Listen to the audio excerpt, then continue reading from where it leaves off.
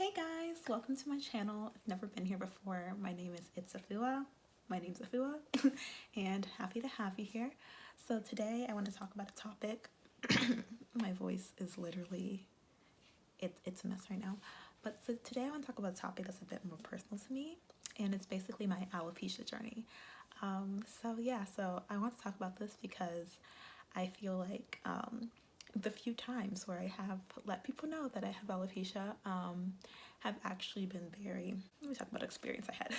So my boss wrote my graduate school letters of recommendation, and since he was helping me with my application, he noticed that I had written an article my sophomore year about alopecia and that the story was about me. And he asked me about it like very respectfully. And yeah, I told him about it, and I was nervous while I was doing it. But then later, when he took a day off work, and he called me and he was like, Afua, can I share your story with someone who I knew who has alopecia? I think they'll really benefit from it. So I was like, oh, yes. And like, I was kind of like, I was, yeah, it touched my heart because I was like, oh, okay, this is exactly why I wrote it. Even though I felt this like sense of shame because I was like, oh, there's someone else out there who's going through something similar and my story can help them. So I just want to talk about my journey, basically like what alopecia is, when I got it, and just what I've learned from it. I guess that's a good synopsis. So let's just jump into the video. During my freshman year of college, I was not taking care of myself. I was very stressed. I was not used to like the college atmosphere and all the assignments. I've always been the kind of person who like takes things very seriously, especially when it comes to grades. So it was really important for me to do well, even though I didn't even know I wanted to go to graduate school. So I was putting a lot of pressure on myself. And I came home my during winter break of freshman year, and my mom was cornrolling my hair for me, per usual, and she noticed that I had a coin-sized bald patch in the back of my head. And at first I wasn't really sure, but I felt it. It was very smooth. We both didn't know what it was. We were kind of confused about it. So then I would decide to go to the dermatologist, and they ran some tests, and basically my dermatologist was like, yeah, you're perfectly healthy, but you have alopecia. So there are multiple kinds of alopecia. There's alopecia areata, or alopecia totalis, and then universalis. And the kind I have is called areata. It's an autoimmune disease, so your hair follicles are basically being attacked by your immune system, and it causes your hair to fall out. Yeah, so areata is coin-sized bald patches, while totalis is your entire scalp, and universalis is your entire body. So yes, I was experiencing that, and at the time I only had one bald patch, but with time I got more and more and more. So she started me off with a corticosteroid, and it was basically like a ointment, and you just like rub it on your head, but nothing was really happening. So then we moved up to scalp injections. So I was doing those. It's basically like a tiny needle, and you like poke it multiple times in your scalp and your bald spots. So I was doing that for about a year, and as you can imagine, it was very painful. I went like once a month. Actually, I have a decent pain tolerance, so it wasn't super painful, and I was grateful for my mother because she would walk me in, she'd hold my hand, and yeah, I'd take off my scarf and my doctor would do it for me. So it was unpleasant, but it wasn't, it was painful, let's be honest. Okay, so yeah, so about a year went by. I was into my sophomore year. I was still losing hair, and I realized that the steroid treatments just did not work for me. So I decided to cut off treatment completely, because at that point I was like, if my hair's gonna come back, my hair's gonna come back. If my hair doesn't want to come back, it doesn't want to come back. And through this time, I was I was trying to be less stressed, and even when I felt less stressed, I was still losing hair. And that was like one of the most frustrating things for me, because I was like, oh man, I can't, how can I regulate my emotions so that I don't feel this way and it's not affecting my body physically? And I just didn't know what to do, because at first I was losing hair only in the back of my head. My first bald patch was about the size of like a quarter and a half, and it was in the back right side of my head. It still is. And then I just kind of lost hair all the way across the end of the nape of my neck, and then throughout my back, like it worked its way towards the front, which was really crazy. Let me tell you, at the time I was transitioning to natural. So I'm going to start from the very beginning of my story, I guess, with my hair journey. So I've always been known for my hair. My hair's always held a lot of weight for me. So when I was younger, like I was always the girl with the big hair, and I kind of felt like a little ashamed of that, but I also loved my hair. You know, like the typical black girl story. So my hair was natural for a minute, and then it was texturized, and then I finally convinced my mom to let me relax it. This was all in elementary school. And then when I got to senior year of high school, I was like, you know what? I'm just gonna go natural because I'm tired of getting relaxers and I'm interested to see what my hair looks like. So I decided to go natural. And so I was going natural throughout this whole process, and I was losing my hair at the same time, which was pretty frustrating because it's like, oh man, I have to cut my hair. It's going to be short or my bald patch is going to show. So I did my big chop my sophomore year, and that was one of the big things I was worried about. At the time they didn't, because most of them were at the back of my head, but then as I got to like the middle of my sophomore year, I was losing hair in the center at the front. So I was just worried they were going to show, and I started doing more crochet styles, and eventually got so bad that I couldn't do braids. So then now all I wear are wigs. And just in case you guys are curious, I'm gonna be, 100% honest in this video. I'm still losing my hair. I've lost probably about 45% to 50%, I'd say. So it's a lot of hair I've lost. And none of it's grown back at all ever for me. And of course you can imagine that has been a very stressful process, especially coming from Black culture where your hair has a lot of like meaning to you. I know it had a lot of meaning to me. I mean, it still does. But it's how I connect to other girls. Like, it's like, oh, what hair products are you using? When did you go natural? Your hair's so nice.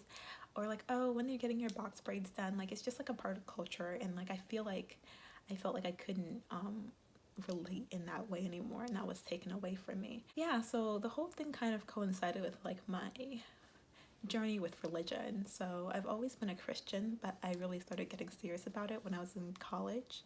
Because you have to make it more of a priority to you if you want to keep it up, because your parents aren't forcing you to go anymore. It's like you get up every day and you're like, oh, okay, I want to go to church. So it was sophomore year, and I was losing a lot of hair, and that was when I started losing the hair in the middle. And this was around the time of Lent. So if you don't know what Lent is, it's a 40-day period before Easter, where basically you give something up or you pick something up that's gonna get you closer to God. Lent was about to start, and I decided to go to my church. We had a confess-a-thon, which is basically where a bunch of priests come in and like you can go to confession if you want. So I decided that that's what I was going to do because I was excited about it.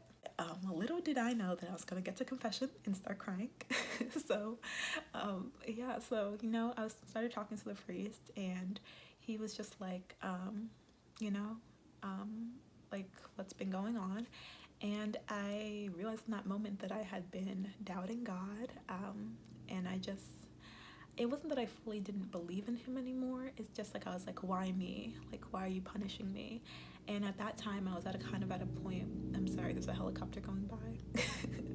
At that point, I was kind of at a point where I was like, oh, when things are going well in my life, God, it's great, you love me. And then when things are going bad, why is God punishing me? There was like, everything I felt things so strongly.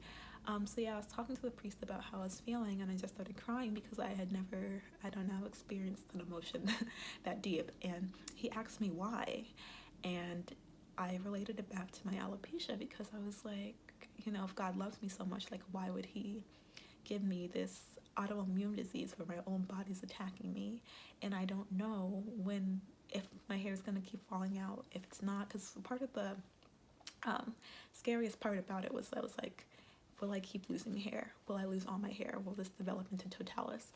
Or will it stop? Will my hair grow back? Like, I don't know. There is no knowing. And at this time, I was learning more about faith, and basically the priest just prayed over me. He prayed for my peace. And, it took me a minute. I still left crying. I was still sad. Yeah, but I was learning about faith in Bible study, and faith is basically just blindly trusting God, trusting in his journey for you, and that everything he does is for you. and that concept just it always resonates with me whenever I hear it. But I found that through that I was able to find peace through my situation. Oh yeah, and there's some Bible verses that I really liked that just resonate with me about the situation, and I'm gonna share them with you guys. One of my favorite ones comes from 1 Peter chapter 3 verse 4, and it says beauty is something internal that cannot be destroyed. And I really like this one because when I was losing my hair, of course I was gonna lose part of my confidence.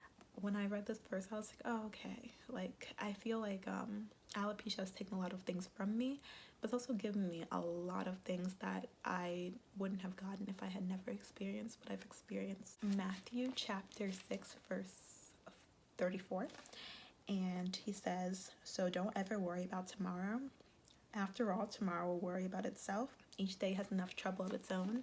And I feel like if there's a new verse that describes me and the kind of worrying person I am, this would probably be it. So I always think about this, and I'm just like, you know, take it one day at a time. Some days you're gonna have bad days, some days you're gonna have good days, and then some days you're gonna have days like this where you get in front of a camera and you're finally able to talk about this without feeling such a sense of, you know, just like shame. And that's why I want to do this video, because I didn't want, I've hidden my alopecia from my roommates, from my family. Like, you will not believe the lengths I've gone through.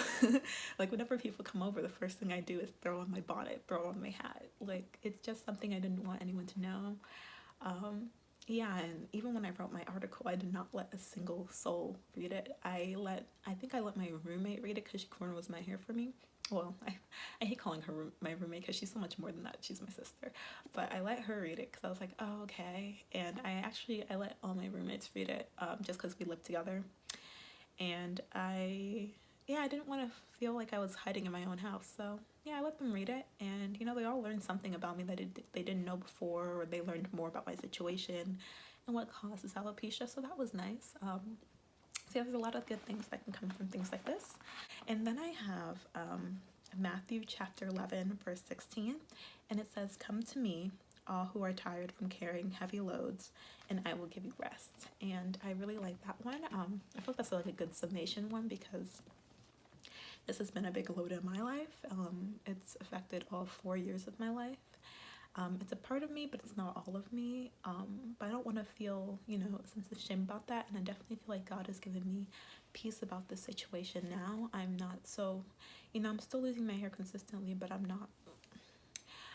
it's not, the feeling of it's not consuming me, if that makes sense. Like, I forget I have alopecia some days. Like, I don't go through every day like, oh no, my hair is falling out, even though it is.